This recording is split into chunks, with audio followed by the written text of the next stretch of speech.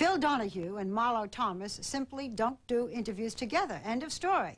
That's what we were told for years, that cutesy husband-wife thing was not an image that either wished to convey.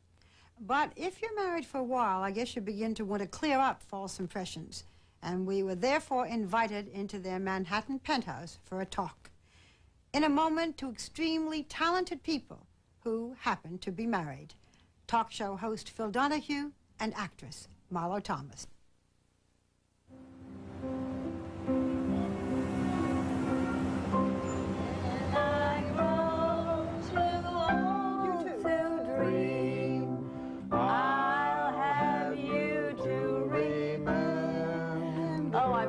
Phil Donahue and Marlo Thomas have been married since 1980. But up until our interview, this was not how they wished to be seen. As a couple at home together, enjoying simple pleasures. My heart. Don't give up your day job. I won't, darling. Okay, this is a good part. This is a good part. Watch it. Yeah, and do the cigarette thing. Of the 28 U.S. friendly fire incidents. So what page is that? Stand by for that third cut.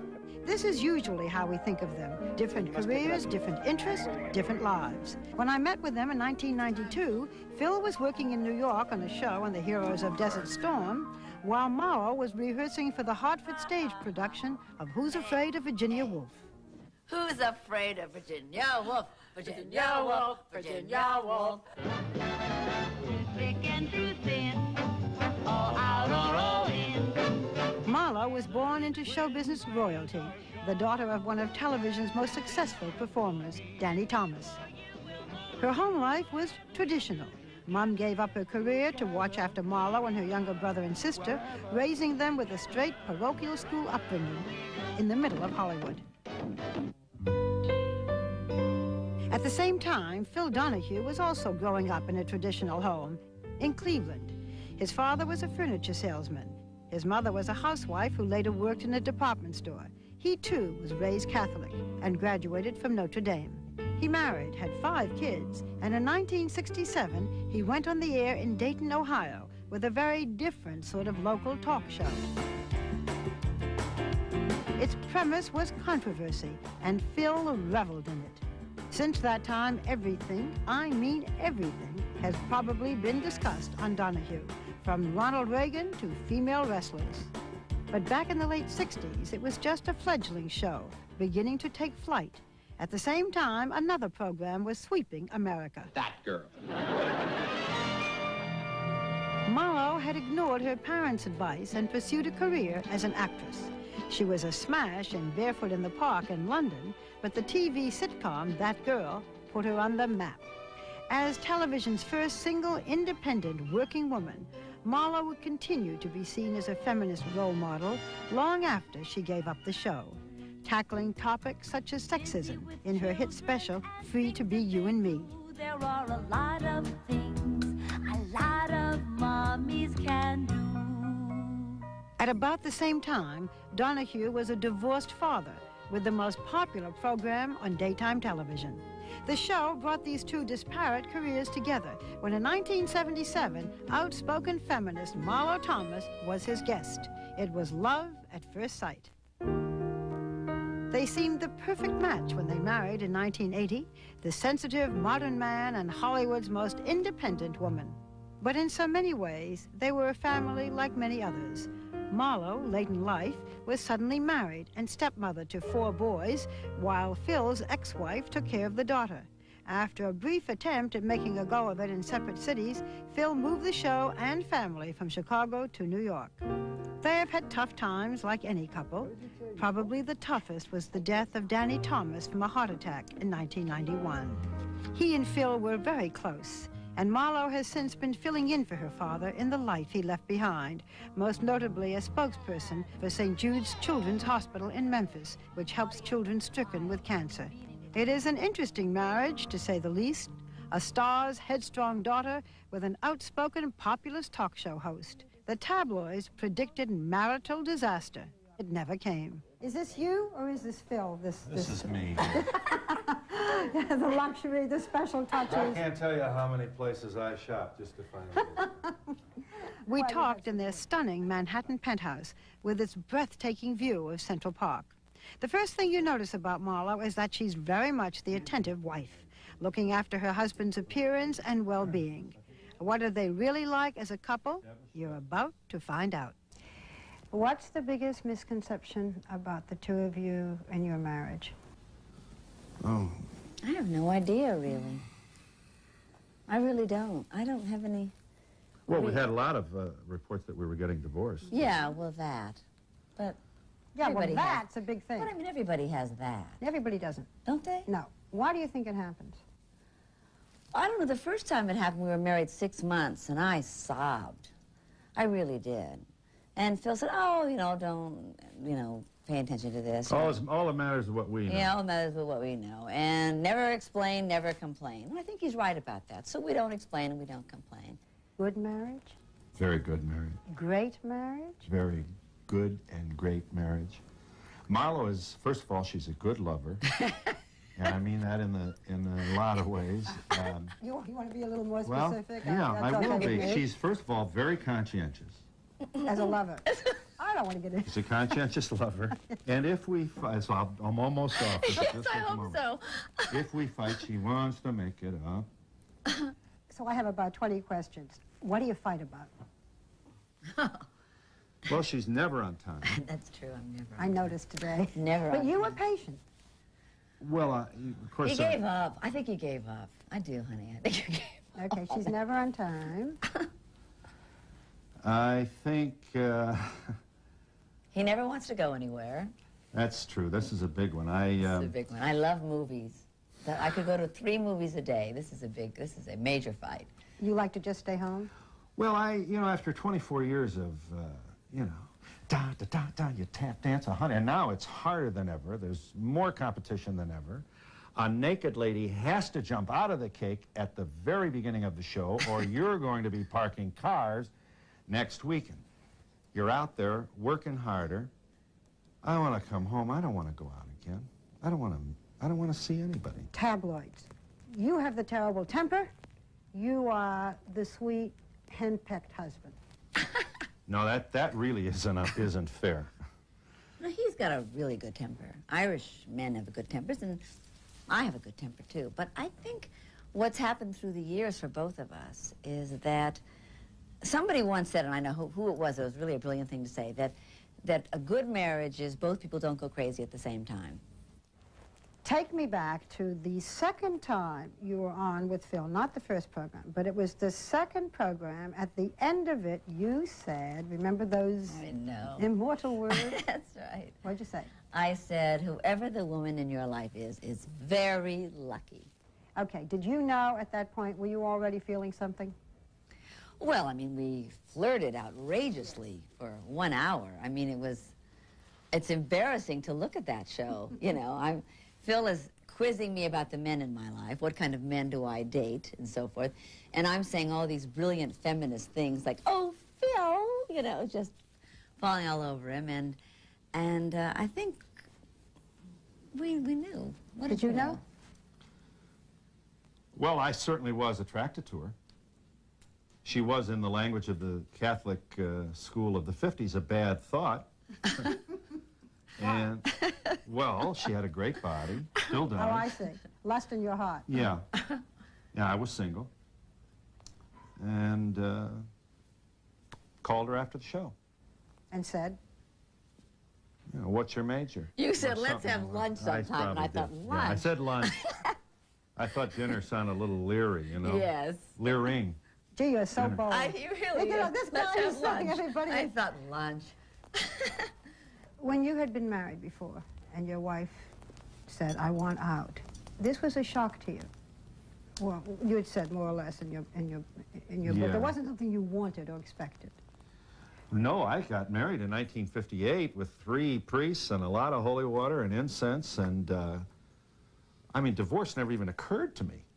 Never occurred to me. I just feel very, very fortunate that I retain a very good civil relationship with the mother of my children, and she, as I do, loves them all very dearly. We're lucky in that sense. There's no No. This is not to say this was a picnic for Marlo, and it wasn't. I mean, here was the kid from Beverly Hills, you know, Single. with pizza boxes under the beds, you know. And I think really one of the reasons why all that with the kids was so great is that Phil had been alone for several years. Their mom had remarried at that time. They wanted a woman in the house. There were 5 males alone. I mean, you never saw more jock straps or more wet towels in your life, and I never had. And it was totally disorganized. I, you know, color coordinated the towels and put everything back in shape. And Phil said, imagine how thrilled the kids were that the towels were finally color coordinated. You know, they want to know what is. And really, there was a lot that she did that they didn't get. Still don't. oh, yes, they do, I feel. Well, I mean, obviously, if you're in high school, you're... The first year I we mean, were this taking- was, you know, they did not, you know, these kids didn't stand there and give Marlo a standing ovation for, you know, your room, your this, your that. I thought they were very eager. We started using... I did. We started using cloth napkins. You know, I mean, It's this a was little a... thing. Well, I remembered it. I remembered it. It's a sitcom. Yes, it is a sitcom. I mean, it's a real life It sitcom. was hilarious. When your dad died, all your stepchildren, I hear, not only came to the funeral itself, to the memorial service, but came with you to the cemetery and were totally there. Yes, they came to Memphis with me, too, on the plane. Yes, they did. And your mother came here after your dad's death for what, 2 months, 3 Yes. months? Mm-hmm. That's a nice husband who says it's my mother-in-law and it doesn't matter how long. Oh, Phil was great with her. He was great. He entertained her, and she brought a friend. And Tell them who she was. she brought Margie Durante, Jimmy Durante's widow. I mean, for 6 weeks, I was living with Mrs. Danny Thomas and Mrs. Jimmy Durante. And, tell about that. and I said, you know, why don't we go to the show, see my show? Like in the last break, I went over, I said, let me just, okay. So I come back, and I say, ladies and gentlemen, our audience today, now how many people have this chance? May I present, you know, a woman who is very, very much a part of my life. Something, Mrs. Danny Thomas. Gets the nice little bow, very good smile. And with her, I am pleased to present Mrs. Jimmy Durante. And the two of them stood up, and so did the whole audience. It was a wonderful moment. was very I mean, sweet. I don't know too many And she didn't talk want to go, and she didn't want to have her picture taken, and she didn't want to be introduced. And when she came back, I said, how'd it go, Mom? And did you enjoy it? She said, they stood. Next, Phil and Marlo on making television and making whoopee. Let's talk a little bit about your show. Now, you know, you've answered this before, but here we go. Adults who dress like babies for sexual pleasure, wives who have perverted husbands, obese male strippers, and lesbian strippers. Let me ask you, how do you feel when Phil does these kinds of programs? Well, I like his other programs better, but I will say this, and he never defends himself because, you know, him, never complain, never explain. It upsets me that somebody who's as good as he is and works as hard as he does has to sort of take a whack for putting on the whole spectrum of shows. Yeah, thank you. You're welcome. Now can I talk about lesbian strippers? Yes. Should lesbians be out there taking it off for an all-female audience? Some older lesbians said no, they're just co-opting male behavior. Younger participants said, hey, this is who we are, we enjoy it, it's a form of entertainment. It was a fabulous political discussion. I couldn't get to them fast enough. Well, you know what I'm saying. Do you have to do it for ratings? I do not apologize for wanting to draw a crowd. That's what I'm paid to do. I owe it to the customers to do this. Don't tell me I've got to look like the front page of the Wall Street Journal. I've got a living to make here. I don't want to be a dead hero. What would you do if you could? Would you be Ted Koppel? Yeah, in my next life, I'd like to be Ted Koppel. Political life. Phil Donahue for congressman, senator. Well, I'm not, I'd love to be in the Senate. But I don't think it's going to happen.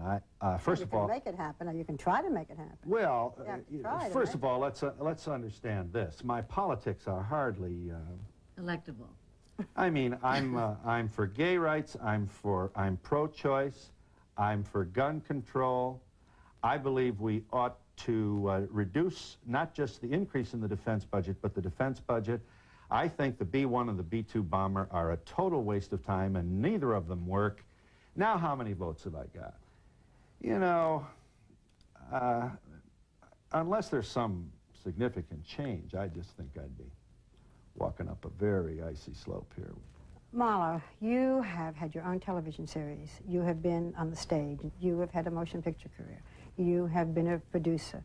If you had your druthers, anything, what haven't you done? More. Of what? Of all of it. I love to work, and I'm picky. And I'm learning now how to, you know, maybe find more things that I can develop for myself to do.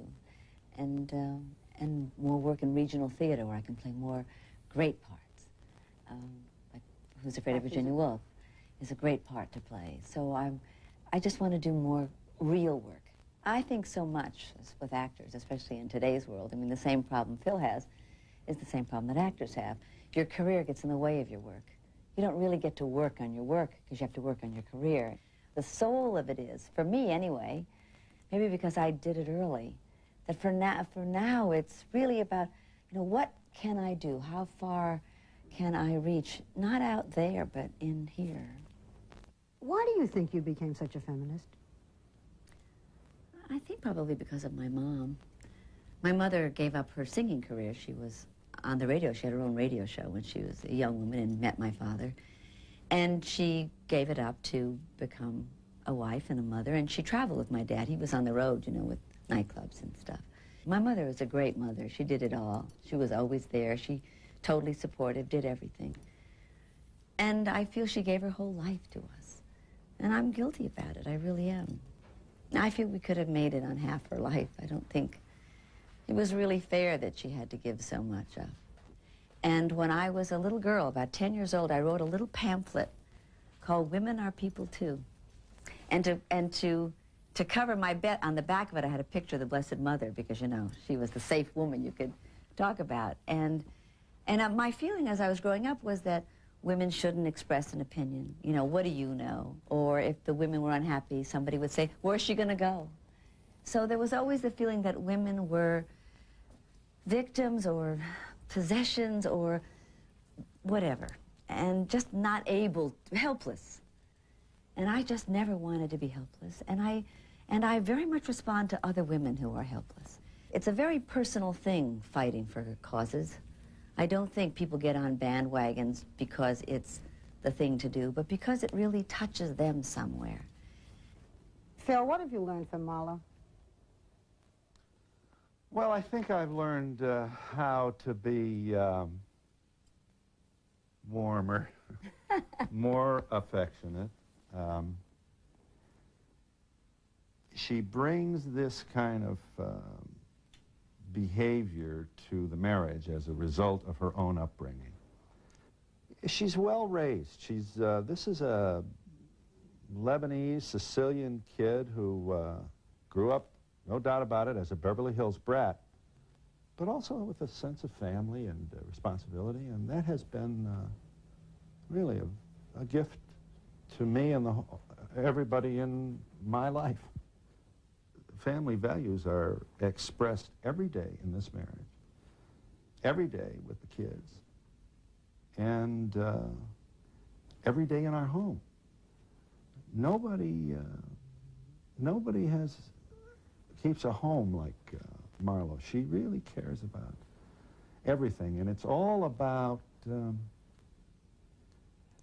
know, I said to her one time she was pouring the milk into a vase from the carton.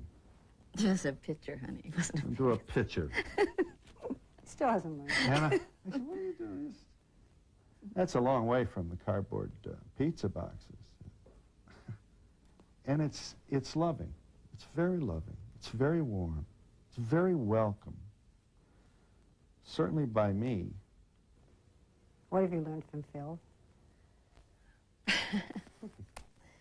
Well, I think Phil's calmed me down a lot.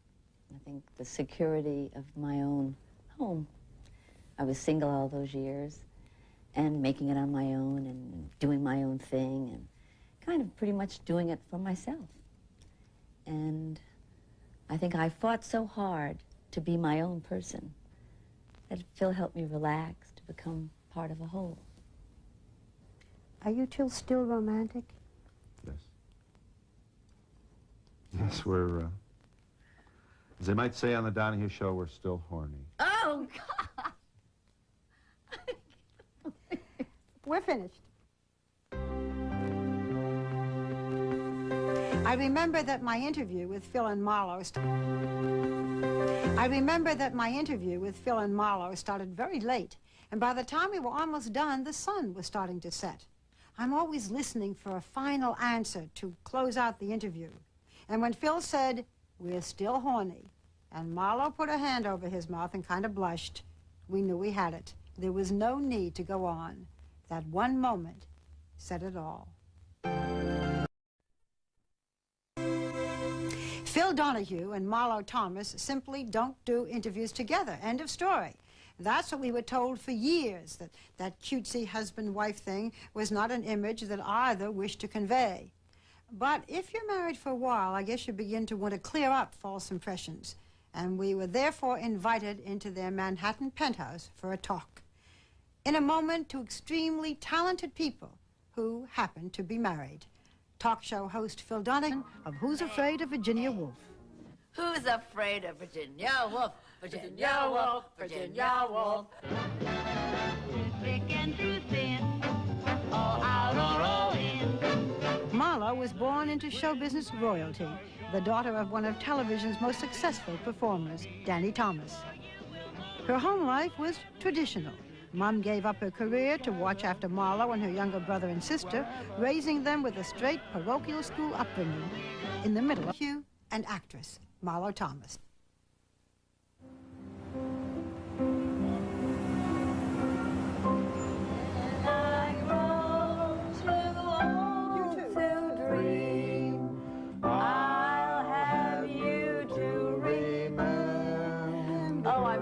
Phil Donahue and Marlowe Thomas have been married since 1980. But up until our interview, this was not how they wished to be seen. As a couple at home together, enjoying simple pleasures. My heart. Don't give up your day job. I won't, darling. Okay, this is a good part. This is a good part. Watch it. Yeah, and do the cigarette thing. Of the 28 U.S. friendly fire incidents, So what page is that? stand by for that third cut. This is usually how we think of them. Different careers, different interests, different lives. When I met with them in 1992, Phil was working in New York on a show on the heroes of Desert Storm, while Marlowe was rehearsing for the Hartford stage production of Hollywood. At the same time, Phil Donahue was also growing up in a traditional home in Cleveland. His father was a furniture salesman. His mother was a housewife who later worked in a department store. He, too, was raised Catholic and graduated from Notre Dame. He married, had 5 kids, and in 1967, he went on the air in Dayton, Ohio, with a very different sort of local talk show. Its premise